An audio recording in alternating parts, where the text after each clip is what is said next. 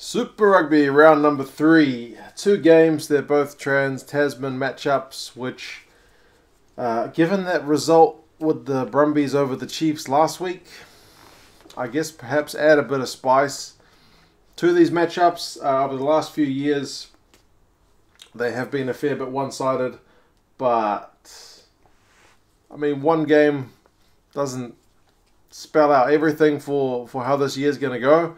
But at least there was some talk in the media here and on social media about kind of other Aussie teams back. I guess we will get a better idea of that this week. So you got the Hurricanes, Brumbies, and then Rebels, Highlanders. So it's looking to be a pretty good start to the Super Rugby weekend. Both games have got teams with some big players back, but also some key players out. We'll have a look through those. I am wearing this new for me, Melbourne Rebels. I believe it's a member's hat sent through from Tim, so thank you for that, Tim. It's a good fit actually for my big old head. Not all hats can fit my head, but this one fits. He sent me the Melbourne Rebels hat. I sent him a Blues flag, so yeah, I appreciate the trade, mate. It's more Rebels gear, which I'm pretty happy with, and we'll see if they're able to put in a shift this week. The first one, though, is the Hurricanes hosting the Brumbies. This one's not in Wellington, though. It's in Palmerston North. So it's the one game that the Hurricanes play home game away, home game that they play away from their regular home this season. So kind of read into that what you will. Whether a team in their kind of secondary location is any more or less likely to get a result, you might think perhaps a little bit less, given the players aren't as familiar with the ground. You know, each ground has its own little features, and sometimes you get used to that. Last year, they were really pushed hard when they took that game away. They played the Sharks, and they only just won in like the 85th minute. So I'm not sure if we can read too much into that, though. The Hurricanes come into this one win and one loss. Disappointing result against the Crusaders last week, where they rested a bunch of their big guns. The Brumbies, again, 1-1, so equal record, coming off a very impressive performance against the Chiefs. So, how must-win is this for the Hurricanes? It's pretty important for them to get a win, because you can't afford to be dropping too many games behind the Crusaders, and they proved that last year. They were kind of neck and neck for a while, and the Hurricanes started dropping results, and the Crusaders just cruised away and went into the playoffs as the #1 team by a mile. So all the other New Zealand teams will need to be on their toes and certainly need to be winning home games.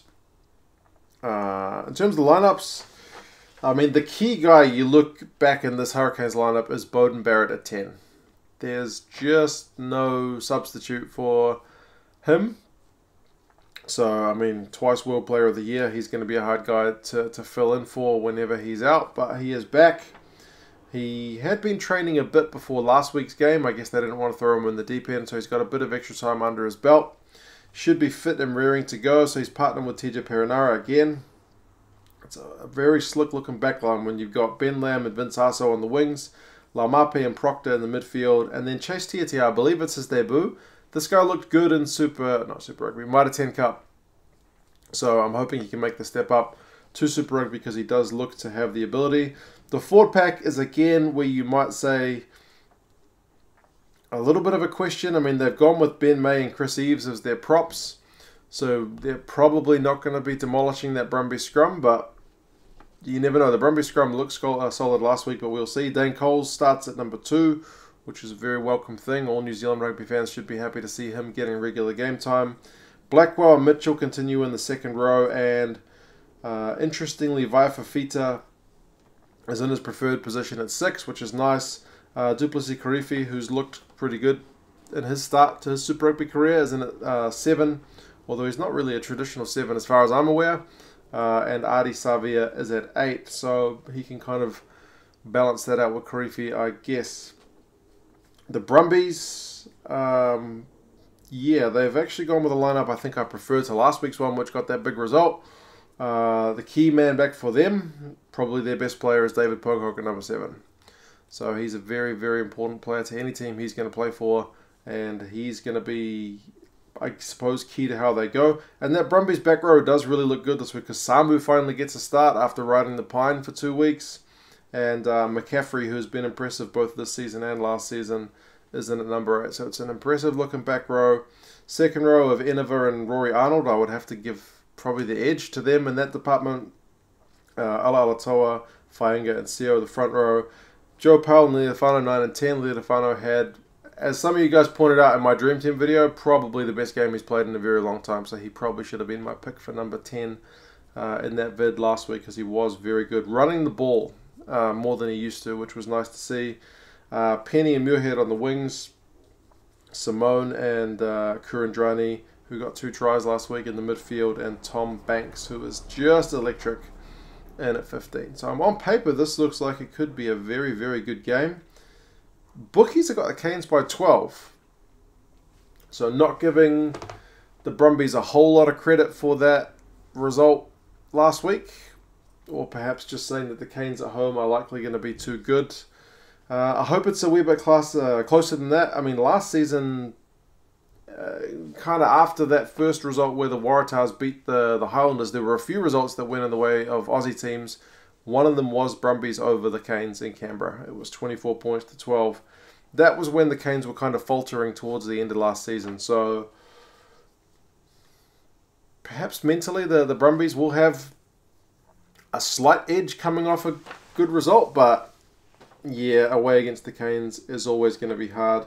Here's hoping for a good game. On paper, both of these teams have got it in them to give us some entertainment, so let's hope that's how it goes. The next one is the Rebels, who've only played the one game. They're coming off a bye up against the undefeated Highlanders, who are 2 from 2. 2 from 2 close games and 2 from 2 hard games. So whether there are tired legs in this Highlanders team is a question, although they have shifted their lineup up kind of in a few key areas, but I'll get to that in a second. The Rebels, it's kind of hard to know where they're at after one game and then a bye. Hopefully they're going to be, having had one game to work on some areas, hopefully they're going to be a wee bit sharper, but there's nothing kind of like playing matches to get that match sharpness, which is really what you need at the start of the season, so they may be a little bit disjointed. The Highlanders have had the 2 games and the 2 wins, but disjointed in that they have made some changes. For the Rebels, it's Faulkner, Rangi and Talakai in the front row. They'll need to be on top form, because that traditionally has been a bit of an area of weakness for the Rebels. Jones and Phillip in the second row is very good. Cottrell, Wilkin and Nasarani in the back row. Yep. Guinea and Cooper continue their run at 9 and 10. That could be a handful for the Highlanders to control, because Guinea in that first game already looked very sharp, and Cooper, I thought Guinea looked better, but a lot of the focus was on Cooper because it's been such a long time since he's played Super Rugby, but he also looked like not out of place in a Super Rugby team at all. He looked like he's still able to do a job, so yeah, he was impressive in that first week. Meeks and English in the midfield, Maddox and Korobidi on the wings, Haylett Petty's at 15. It's a pretty nice looking Rebels team. Highlanders, when I'm talking shifting of players, I'm talking guys like Ben Smith, he's not there. Aaron Smith, he's not there. Waisaki Naholo is there, he's on the right wing. On the left wing is Josh Mackay, so there's no Tavita Lee. Bryn Gatlin starts at 10. It's his first start for the Highlanders. I think it'll be his first minutes, because I don't think he came off the bench in that first round. That means Josh Ioane moves to 15. Tay Walden and Thomas Umanga Jensen are in the midfield, so there's no Thompson, but I believe he got injured in the last match. So yeah, there's a bit of Kane Hamilton's at 9. A lot of changes in that back line, which is perhaps an area of concern. The forwards less so you got Dan Leonard-Brown, Ash Dixon and Tokalahi in the front row, good. Jackson Himopo, Paripari Parkinson, very good. Frizzell has been in the form of his career so far from what I've seen from him. He's in excellent form from the first 2 games. James Lynchus is at 7 and Elliot Dixon is at 8. I think Squire's injured as well. So, yeah. It's another one that looks like it's going to be a good game, and I'm hoping the Rebels do come out firing. Hopefully they compete at scrum time, and whether or not the Highlanders are going to kick the ball to them will be a question, because Aaron Major says he's moving away from that. And so far it's been working for them. We'll see if it kind of holds true in this away game. Last season, it was 43-37 to the Highlanders. That's that game where the Rebels had a big lead and they needed to win for their playoff hopes. But the Highlanders just ran them down at the end of the game. The Rebels looked a bit tired.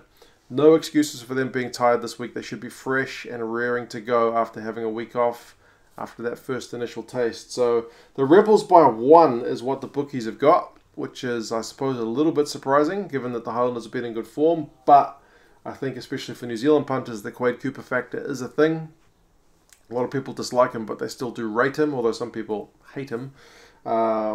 And yeah, I guess the fact that the Highlanders have got so many changes doesn't help for them either. So yeah, you guys let me know your thoughts on these games.